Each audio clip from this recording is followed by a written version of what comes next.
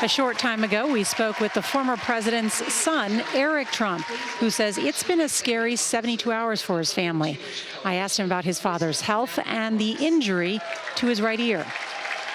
He says it's the greatest earache in the history of earaches, but that can be imagined. You know, it's crazy. You see the picture, right? The famous New York Times picture now, where you literally see the vapor trail of the bullet coming out of the backside of his ear. It's hard to believe. It could have been so much different.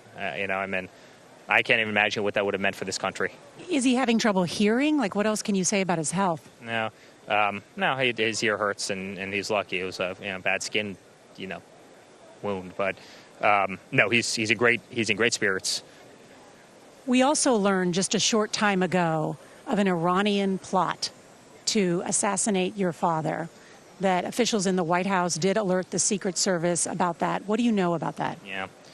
Well, this is what I know. I know it's not all that new. We've been hearing this from Iran, including from the leaders directly for years at this point.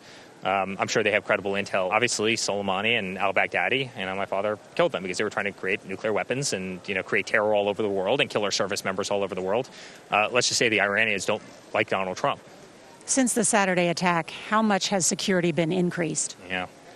Well, let Secret Service talk to that. But I will say, and something that's really important to me, the men and women on that stage in that moment are the greatest people in the world. I know many of them personally, and they're phenomenal, phenomenal individuals. And I'm sure they'll get to the bottom of it, but there better be real accountability. You can't have ex-presidents taking bullets through the ear. We're learning so many new details about the investigation, that there was a sniper team in that building, that the gunman was spotted by, supporters of Donald Trump who were there. They tried to alert local authorities. When you hear about those warnings, what do you think? It makes me infuriated. Infuriated? It's infuriating. I grew up competing in the shooting sports. I know that world very, very well.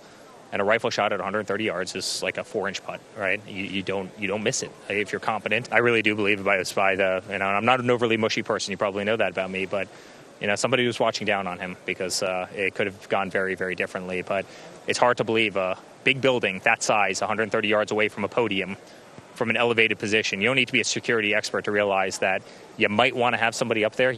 CBS is set to host the vice presidential debate. That's exciting. Kamala Harris versus J.D. Vance. Will you encourage J.D. Vance to accept that proposal, and what do you expect from that debate? I think J.D. Vance will be, putting a bag of popcorn in the microwave, and he's ready to go. Believe me, he's not going to be backing away from that debate. That much I can tell you. Eric Trump, thank you very much. And we'll update you on the details of that debate.